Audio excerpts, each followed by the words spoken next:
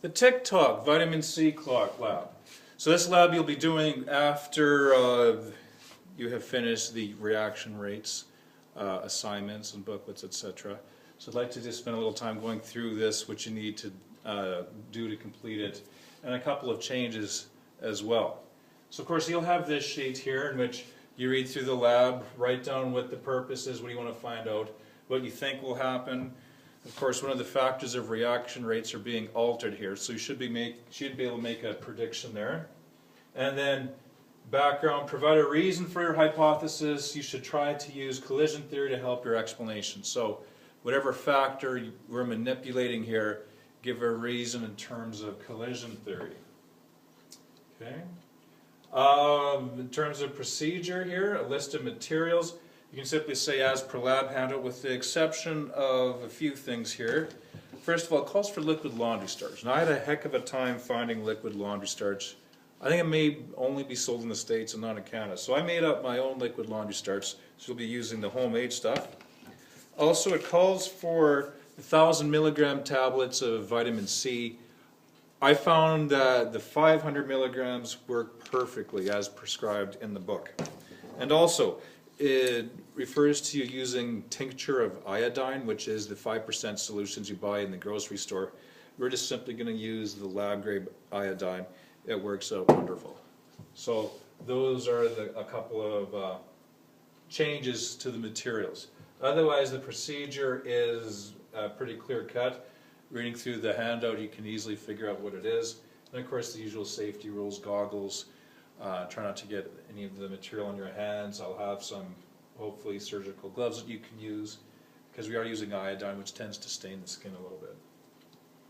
And then the data table. So as you go through it, there's a few steps there, and I've just kind of reminded you here that you need to mention a few things after step 1, 2, 3. So I've kind of given you some indicators here as to what you do after steps 1 through 6, etc.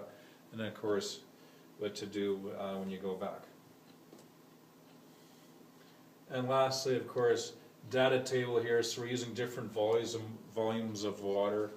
And then, of course, in the conclusion, what did you want to find out? So there, the purpose was to da-da-da-da-da. What did you think would happen? It was thought that da-da-da-da-da would happen. And what did happen was your hypothesis right. And that's where you write down what actually did happen, whether you were right or not. And then on the handout, there are a couple of follow-up questions. I missed that part there. Follow-up questions 1 to 3 in the lab handout. Okay. Now when you do the lab, it's quite profound. It's quite interesting to kind of give you a little explanation as to what's going on. We have iodine, and we have the vitamin T or the vitamin D tablet that's crushed up. And out of that vitamin D, it's the ascorbic acid that we're looking at. So what happens here is that ascorbic acid reacts with the iodine to produce hydrogen ions in solution, iodine ions in solution, and acetic, oxalic anhydride, which doesn't really matter, it doesn't come into play in this reaction. And a further thing that you'll be doing is combining hydrogen peroxide in there as well. Just the lab grade hydrogen peroxide, the 5% stuff. And what hydrogen peroxide does is it takes this part. It takes the hydrogen ions and the iodine ions, the hydrogen peroxide, and makes iodine again, aqueous iodine and water. And of course, as we get iodine produced, the iodine is going to be used up by the vitamin C, the ascorbic acid, and then hydrogen peroxide changes it back, uses up, changes it back, until eventually all of the ascorbic acid is used up. Okay, we make sure to have enough hydrogen peroxide such that the ascorbic acid is eventually used up. Now when that ascorbic acid is used up, you'll get the production of iodine, and it'll remain there.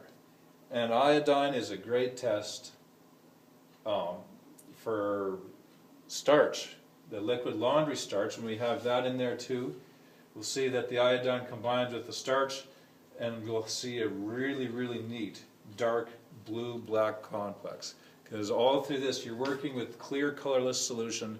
Once that vitamin D is used up, it's just like that. It just turns pitch dark blue-black. It's relatively interesting. And this kind of gives you an idea as to the chemistry behind that when you go on that lab.